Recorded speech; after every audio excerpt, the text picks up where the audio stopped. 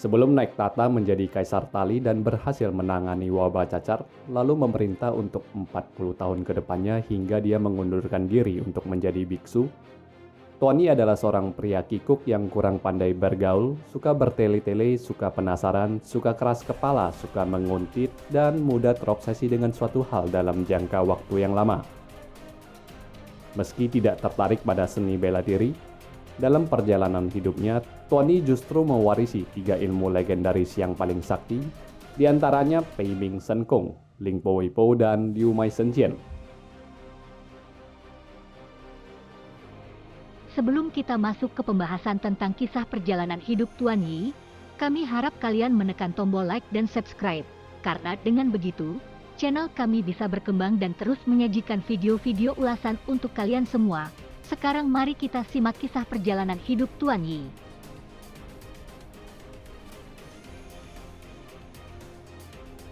Sejak kecil dia telah dipersiapkan keluarganya untuk menjadi seorang raja, menjalani kehidupan yang serba mewah di istana dan dibekali dengan pendidikan terbaik serta akrab dengan ajaran Buddha.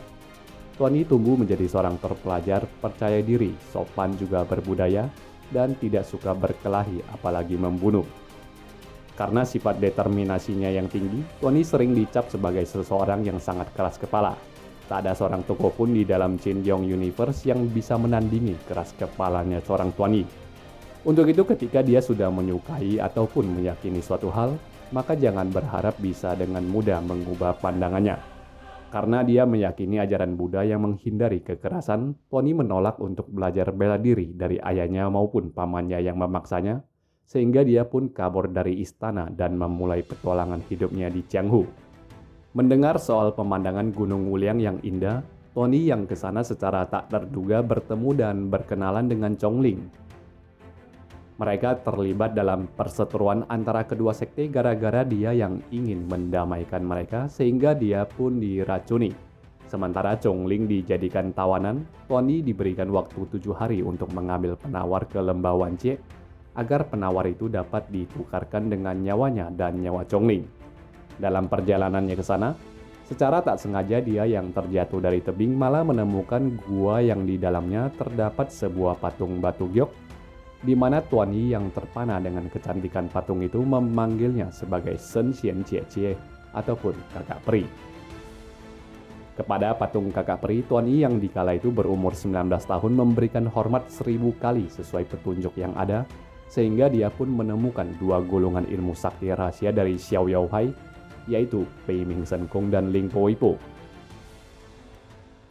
Pei Ming Sen Kung ataupun Northern Darkness adalah sebuah seni bela diri yang sangat spesial karena dapat dikategorikan sebagai ilmu internal sekaligus ilmu eksternal.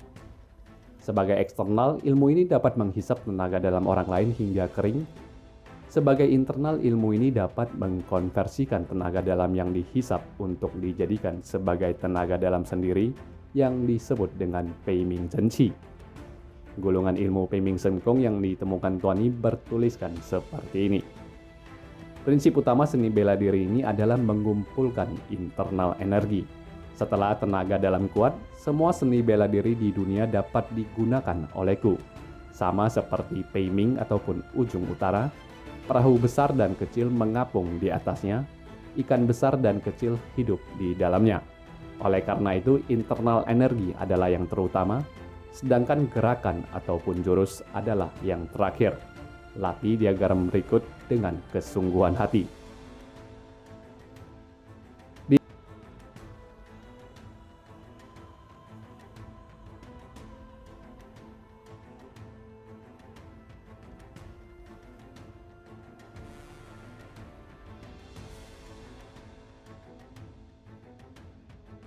Di sisi lain, Ling Po Wei Po merupakan seni bela diri yang terfokus pada gerakan kaki berdasarkan orientasi 64 heksagram buku perubahan.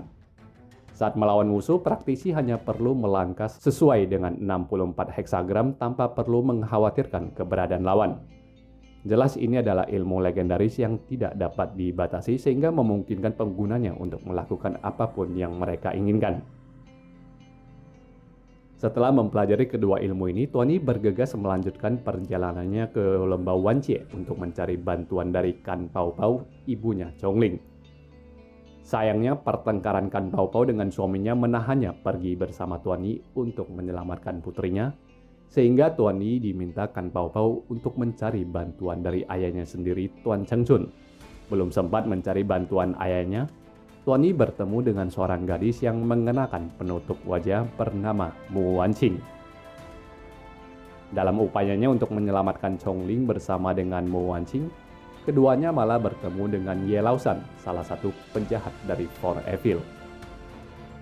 Dalam momen itu, Mu Wanqing mengungkapkan sumpah yang pernah dia buat, bahwa siapapun yang melihat wajahnya harus menikahinya atau dibunuh olehnya. Saat Mu Wanqing membuka penutup wajahnya, Tuan Yi memilih untuk menikahinya dan mengucapkan sumpah pernikahan setelahnya. Sayangnya di kemudian hari, mereka malah menemukan fakta bahwa Mu Wanqing adalah putri yang ditinggalkan oleh ayahnya Tuan Cheng Chun, begitu pula dengan Chongling. Itu artinya dia tidak bisa menikahi Mu Wanqing ataupun Chongling karena mereka bertiga adalah setengah saudara. Masing-masing memiliki ibu yang berbeda, tapi memiliki ayah yang sama.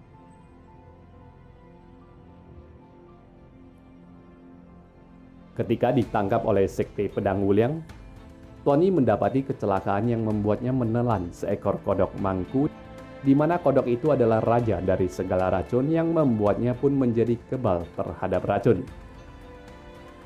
Dalam perjalanan baliknya ke Tali, dia dan Mu Wanqing singgah untuk mengunjungi dan menjemput ibunya Tao Pai Feng untuk pulang ke dalam istana. Kala itu Tuan Yi kembali dicari oleh Ye Laosan yang memaksanya ingin mengambilnya menjadi seorang murid. Bukan hanya menolak, Tuan Yi malah mengajak Ye Laosan untuk bertaruh. Dengan Ling Po Wei Po-nya, Tuan Yi berhasil menghindari serangan-serangan dari Ye Laosan, sehingga Ye Laosan pun kalah bertaruh dan bertekuk lutut memanggilnya sebagai guru. Dia dan Mu Wanqing sempat diculik oleh Tuan Yanqing yang membuat skema agar mereka melakukan hubungan incest. Beruntungnya Raja Tali sekaligus pamannya Tuan Cheng Ming berhasil menyelamatkan mereka, dan sejak saat itu Tuan Yi secara tidak sadar mulai menghisap tenaga dalam banyak orang, membuatnya merasakan gejala sakit yang tak tertahankan. Melihat kondisinya itu, Tuan Cheng Ming pun membawanya ke kuil naga langit untuk mencari pertolongan. Di sana dia malah mempelajari ilmu sakti legendaris keluarga Tuan, Liu Mai Shenqian yang juga dikenal dengan ilmu pedang 6 hawa nadi ataupun Six Meridian Divine Sword. Sering dianggap sebagai keterampilan jari, Liu Mai Shenqian sebenarnya adalah keterampilan pedang yang tidak membutuhkan fisik pedang sesungguhnya, karena menggunakan qi ataupun tenaga dalam untuk menciptakan pedang tak terlihat yang bisa mematahkan pedang apapun yang ada di dunia. Lebih impresifnya lagi, seperti namanya pedang 6 hawa nadi bukan hanya mampu menciptakan 6 jenis qi pedang dari kombinasi nadi yang berbeda-beda, tapi juga bisa mengeluarkan 6 qi pedang tersebut secara sekaligus. Chiu Moche, seorang biksu Tibet sakti yang sangat terobsesi dengan Liu Mai Shenqian, kemudian menculik Tuan Yi untuk dibawa ke kediaman Murong, memaksa Tuan Yi untuk menuliskan Liu Mai Shenqian di depan kuburan kawan lamanya Murong Bo. Dari perjalanan itulah, Tuan Yi berkenalan dan diselamatkan oleh dua orang pelayan Murong Fu, Abi dan Acu. Selamat dari maut, ketiganya sempat singgah ke Mantou Sanchuang ataupun dikenal dengan Villa Mantou. Di sinilah Tuan Yi terpikat dengan kecantikan Wang Yiyan, sepupunya Murong Fu, wanita yang menyerupai patung kakak peri, di mana hal ini pun akan mengubah keseluruhan hidupnya. Sejak saat itu tidak ada satu hari pun yang Tuan Yi lewati tanpa memikirkan Wang Yiyan. Semua upaya yang dia lakukan mulai dari menguntit secara terang-terangan dan tanpa tahu malu, hanya bisa demi menghabiskan lebih banyak waktu dengan wanita impiannya itu. Sayangnya di kemudian hari, lagi-lagi Tuan Yi dikecewakan saat mempelajari bahwa Wang Yiyan juga memiliki status yang sama seperti Mu Wanqing dan Chongling. Lain ibu tetapi memiliki ayah yang sama. Tuan Yi yang tergila-gila mengejar Wang Yiyan disindir dan dihina habis-habisan oleh Pao Putong, salah seorang pengawalnya Murong Fu. Tuan Yi dianggap telah secara terang-terangan mencoba untuk merebut wanita tuannya. Tuan Yi lalu bertemu dan berkenalan dengan ketua perkumpulan pengemis Xiao Feng. Dia meladeni Xiao Feng beradu meminum arak sambil berbuat curang, membuang minuman alkohol itu melalui keterampilan jarinya. Kemudian dia dan Xiao Feng bertanding lari dengan peringan tubuh mereka masing-masing, hingga akhirnya keduanya merasakan adanya ikatan yang mendalam di antara mereka dan memutuskan untuk mengangkat saudara. Dia menemani Xiao Feng menuju ke hutan aprikot yang tengah menyelenggarakan pertemuan para pengemis. Di sana dia kembali bertemu dengan Wang Yiyan yang membuatnya tidak bisa mengalihkan pandangan. Ketika pertemuan itu bubar karena racun yang ditebarkan oleh kerajaan Xia Barat, Tuan Yi yang kebal racun membawa Wang Yiyan yang kehilangan tenaga ke sebuah rumah. Di sana, Mu Rongfu yang menyamar sebagai seorang jenderal Xia mengintimidasi mereka. Tuan Yi yang menolak meninggalkan Wang Yiyan hanya bisa menghindari serangan Mu Rongfu dengan Ling Po Wei Po-nya. Bagaimanapun juga Mu Rongfu meninggalkan mereka setelah Wang Yiyan bersumpah akan melakukan pembalasan dendam jika sampai Tuan Yi disakiti. Untuk membantu Wang Yiyan membersihkan nama sepupunya, Tuan Yi kemudian menyamar sebagai Mu Rongfu bersama dengan Acu yang menyamar sebagai Xiao Feng. Mereka pergi untuk membebaskan para pengemis yang ditawan oleh Jenderal Xixia. Dengan berkumpulnya kembali Mu Rongfu dengan sepupunya Wang Yiyan, Tuan Yi yang tidak mendapatkan celah untuk mengikuti Wang Yiyan terpaksa mundur dari sana. Di momen itu dia malah mendapatkan undangan bermain catur weiqi dari Su Xinghe. Sebagai pecinta catur dan ahlinya, dia kalah dalam permainan itu gara-gara dirinya yang tidak rela mengorbankan biji caturnya. Tak disangka olehnya, ternyata Wang Yiyan dan Mu Rongfu juga hadir di sana dan membuatnya senang setengah mati. Dia sempat menolong Mu Rongfu yang terjebak halusinasi dalam tantangan permainan catur tersebut. Dalam momen inilah pertama kalinya Tuan Yi bertemu dengan Xi Chu.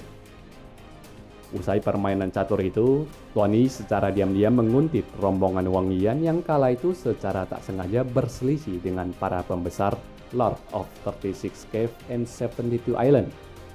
Tanpa ragu dia keluar dari pengintaiannya dan menyelamatkan Wang Yiyan. Tuan Yi kembali bertemu dengan Xi Chu di istana Lingqiu. Keduanya yang merasa cocok pun mengangkat saudara di atas puncak Piaomiao Gunung Kaisan.